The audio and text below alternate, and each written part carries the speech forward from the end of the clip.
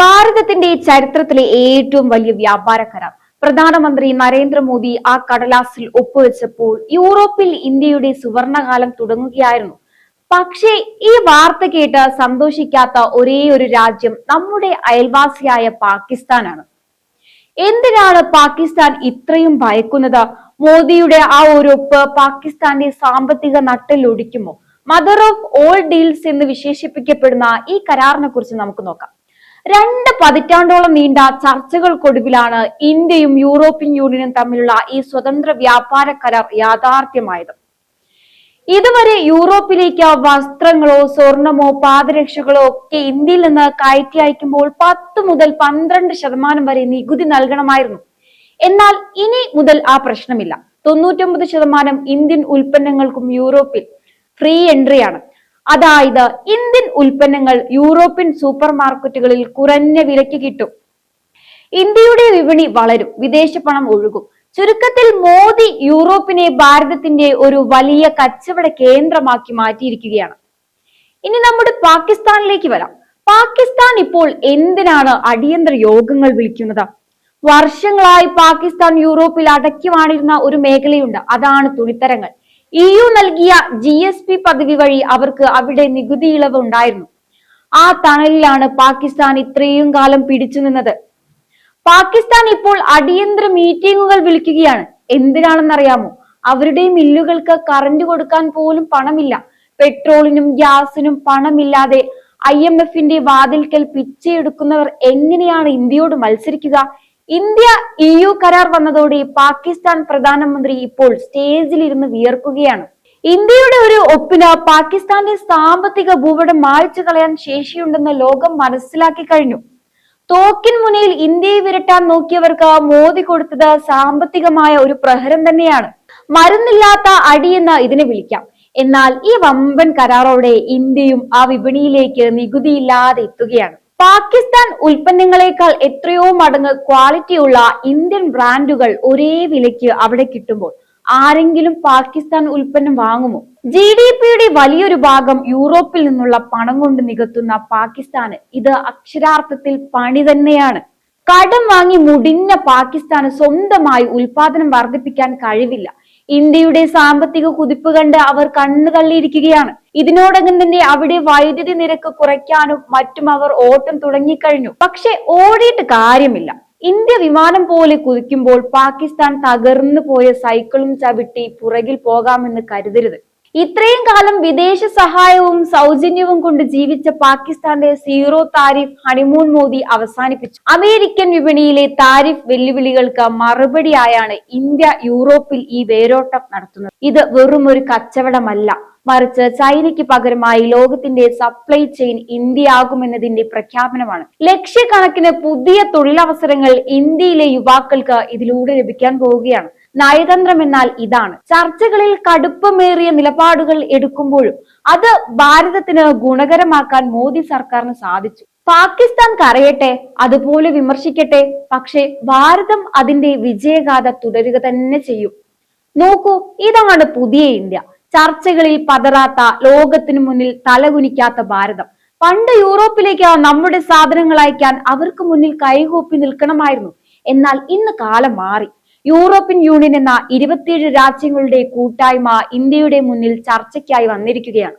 ഇത് നരേന്ദ്രമോദിയുടെ നയതന്ത്ര വിജയം തന്നെയാണ്. 12% നികുതി കൊടുത്ത് കഷ്ടപ്പെട്ടിരുന്ന നമ്മുടെ വ്യാപാരികൾക്ക് ഇനി മുതൽ 0% നികുതിയിൽ കച്ചവടം ചെയ്യാം. മോദിജി യൂറോപ്പിൽ ഇന്ത്യയുടെ ഒരു സാമ്രാജ്യം തന്നെ പടുത്തുയർത്തിയിരിക്കുകയാണ്. ഇത് കേട്ടതോടെ പാകിസ്ഥാനിൽ ഇപ്പോൾ എന്താണ് നടക്കുന്നത്? അന്തം വിട്ടു നിൽക്കുകയാണ് അവിടുത്തെ ഭരണാധികാരികൾ. ഇത്രയും കാലം പാകിസ്ഥാൻ യൂറോപ്പിൽ ഷോ കാണിച്ചിരുന്നത് GSP എന്നൊരു പിച്ചച്ചട്ടി പദവി വെച്ചായിരുന്നു. പാവപ്പെട്ട രാജ്യമല്ലേ എന്ന് കരുതി യൂറോപ്പ് കൊടുത്ത ഇളവുകൾ, ആ പിച്ചച്ചട്ടി കൊണ്ടാണ് പാകിസ്ഥാൻ ഇത്രയും കാലം അവിടുത്തെ തുണിത്തരങ്ങൾ വിറ്റ് ജീവിച്ചിരുന്നത്. എന്നാൽ ഭാരതം അവിടെ മാസ് എൻട്രി നടത്തിയതോടെ പാകിസ്ഥാൻ ഔട്ട്. പാകിസ്ഥാൻ ബോംബും ഭീകരവാദവും കയറ്റി അയക്കുമ്പോൾ ഭാരതം കയറ്റി അയക്കുന്നത് IT ഉൽപ്പന്നങ്ങളും വസ്ത്രങ്ങളും ആഭരണങ്ങളുമാണ്. ക്വാളിറ്റിയിൽ ഇന്ത്യയുടെ 7 അയലത്തെത്താൻ പാകിസ്ഥാന് സാധിക്കുമോ? ഇല്ല. മുഷിഞ്ഞ തുണിയും ഗുണമേന്മയില്ലാത്ത സാധനങ്ങളുമായി യൂറോപ്പിലെ തെരുവുകളിൽ പാകിസ്ഥാൻ ഇനി അലയേണ്ടി വരും. പതിറ്റാണ്ടുകളായി ഇന്ത്യ ആഗ്രഹിച്ചിരുന്ന, എന്നാൽ മുൻ സർക്കാരുകൾക്ക് സാധിക്കാതെ പോയ ഒന്നാണ് യൂറോപ്പുമായുള്ള ഈ വ്യാപാര കരാർ. 27 രാജ്യങ്ങളടങ്ങുന്ന യൂറോപ്യൻ യൂണിയന്റെ വിപണിയിലേക്ക് ഇന്ത്യൻ ഉൽപ്പന്നങ്ങൾക്ക് ഇനി നികുതിയില്ലാതെ പ്രവേശിക്കാം. വസ്ത്രങ്ങൾ, ആഭരണങ്ങൾ, പാദരക്ഷകൾ തുടങ്ങിയ മേഖലകളിൽ ഇന്ത്യ ഇനി ലോകത്തിന്റെ രാജാവാകും. 12% വരെ നികുതി നൽകി കഷ്ടപ്പെട്ടിരുന്ന നമ്മുടെ കയറ്റുമതിക്കാർക്ക് മോദിജി നൽകിയ ഏറ്റവും വലിയ സമ്മാനമാണിത്. ലോക നേതാക്കൾ ഭാരതത്തിന് മുന്നിൽ ചുവപ്പ് പരവതാനി വിരിക്കുമ്പോൾ അത് വെറും ഒരു ബഹുമാനമല്ല, മറിച്ച് ഭാരതത്തിന്റെ സാമ്പത്തിക കരുത്തിനുള്ള അംഗീകാരം തന്നെയാണ്. ഇന്ത്യയുടെ ഈ വിജയം പാകിസ്ഥാനെ അക്ഷരാർത്ഥത്തിൽ വിറപ്പിക്കുകയാണ്. ഇതുവരെ GSP എന്ന പദവി ഉപയോഗിച്ച് പാകിസ്ഥാൻ യൂറോപ്പിൽ നടത്തിയിരുന്ന ഷോ ഇനി അവസാനിക്കുകയാണ്. നിലവാരമില്ലാത്ത തുണിത്തരങ്ങൾ നികുതി ഇളവിന്റെ ആനുകൂല്യത്തിൽ യൂറോപ്പിൽ വിറ്റിരുന്ന പാകിസ്ഥാന് ഇന്ത്യയുടെ കരുത്തുറ്റ ഉൽപ്പന്നങ്ങളോട് ഇനി മത്സരിക്കാനാവില്ല. ഇന്ത്യയുടെ ഒരു ഷർട്ടും പാകിസ്ഥാന്റെ ഒരു ഷർട്ടും ഒരേ വിലയ്ക്ക് യൂറോപ്പിലെ കടകളിൽ ഇരുന്നാൽ ആരെങ്കിലും പാകിസ്ഥാൻ ബ്രാൻഡ് തൊട്ടു നോക്കുമോ? ഒരിക്കലുമില്ല. പാകിസ്ഥാന്റെ പകുതിയിലധികം വരുമാനം നിലയ്ക്കാൻ ഈ ഒരൊറ്റ കരാർ മതിയാകും. പാകിസ്ഥാൻ ഇന്ന് ചൈനയുടെ വെറും ഒരു കോളനിയായി മാറിയിരിക്കുകയാണ്. കടം വാങ്ങി മുടിഞ്ഞ ആ രാജ്യം ഇനി ചൈന പറയുന്നത് മാത്രം കേട്ട് ജീവിക്കേണ്ട അവസ്ഥയിലാണ്. എന്നാൽ ഇന്ത്യയോ? അമേരിക്കയും യൂറോപ്പിനെയും റഷ്യയും ഒരുപോലെ കൈപ്പിടിയിൽ ഒതുക്കി ആരുടെയും അടിമയാകാതെ വിശ്വഗുരുവായി കുതിക്കുകയാണ്.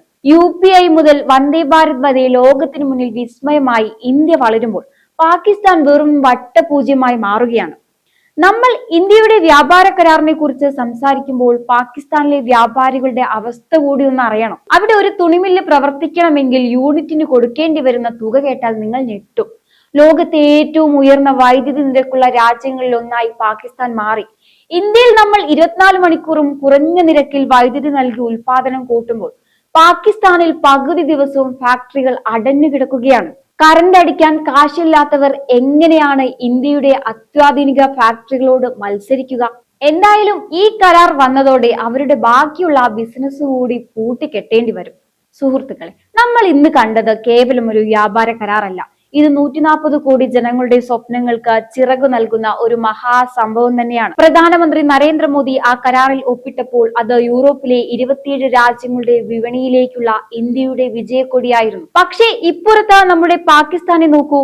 ഇന്ത്യയും ഡോളറും യൂറോയും വാരിക്കൂട്ടുമ്പോൾ പാകിസ്ഥാൻ ഇപ്പോഴും ആരെങ്കിലും ഒന്ന് സഹായിക്കണേ എന്ന് പറഞ്ഞ് ലോകരാജ്യങ്ങളുടെ വാതിൽക്കൽ മുട്ടി വിളിക്കുകയാണ്. പണ്ട് അവർ കരുതിയത് ഇന്ത്യയെ ഭീകരവാദം കൊണ്ട് തളയ്ക്കാമെന്നാണ്. എന്നാൽ മോദി അവർക്ക് കാണിച്ചു കൊടുത്തു, യുദ്ധം അതിർത്തിയിൽ മാത്രമല്ല സാമ്പത്തിക രംഗത്തും ജയിക്കാമെന്ന്. ഇന്ന് യൂറോപ്പിലെ ഒരു പൗരൻ ഒരു ഷർട്ട് വാങ്ങാൻ കടയിൽ കയറുമ്പോൾ അതിൽ മെയ്ഡ് ഇൻ ഇന്ത്യ എന്ന ലേബൽ കാണും. അത് ഭാരതത്തിന്റെ പെരുമയാണ്. ഇന്ത്യയുടെ ഒരു ഒപ്പിന് പാകിസ്ഥാന്റെ സാമ്പത്തിക ഭൂപടം മായ്ച്ചു കളയാൻ ശേഷിയുണ്ടെന്ന് ലോകം ഇന്ന് വിറയലോടെ തിരിച്ചറിയുകയാണ്. നമ്മൾ ആരെയും തോൽപ്പിക്കാൻ ഇറങ്ങി തിരിച്ചവരല്ല. പക്ഷേ നമ്മളെ തോൽപ്പിക്കാൻ നോക്കിയവർക്ക് കാലം കാത്തുവെച്ച കാവ്യനീതിയാണിത്. പാകിസ്ഥാൻ അവരുടെ യുവതയെ തോക്ക് പിടിപ്പിക്കാൻ പഠിപ്പിച്ചപ്പോൾ ഭാരതം നമ്മുടെ യുവതയെ ലോകം ഭരിക്കാൻ പഠിപ്പിച്ചു. അതിന്റെ ഫലമാണ് ഇന്ന് നമ്മൾ കാണുന്നത്. ഇതൊരു തുടക്കം മാത്രമാണ്. യൂറോപ്പ് ഒരു വാതിൽ മാത്രമാണ്. ഇനി ലോകത്തെ എല്ലാ വലിയ വിപണികളും ഭാരതത്തിന് മുന്നിൽ തുറക്കപ്പെടും. ചൈനയ്ക്കും പാകിസ്ഥാനും ഇനി ഉറക്കമില്ലാത്ത രാത്രികളായിരിക്കും. കാരണം ഇത് പുതിയ ഇന്ത്യയാണ്. അടികൊണ്ട് കരയുന്ന ഇന്ത്യയല്ല. അടിക്കണോ വേണ്ടയോ എന്ന് തീരുമാനിക്കുന്ന, ലോകത്തിന്റെ സാമ്പത്തിക ഗതി നിശ്ചയിക്കുന്ന കരുത്തുറ്റ ഭാരതമായി മാറി. എന്തായാലും ഈ ഒരു വിഷയത്തെക്കുറിച്ചുള്ള നിങ്ങളുടെ അഭിപ്രായങ്ങൾ കമന്റ് ബോക്സിൽ രേഖപ്പെടുത്തുക. മറ്റൊരു വിഷയവുമായി വീണ്ടും കാണാം. നന്ദി.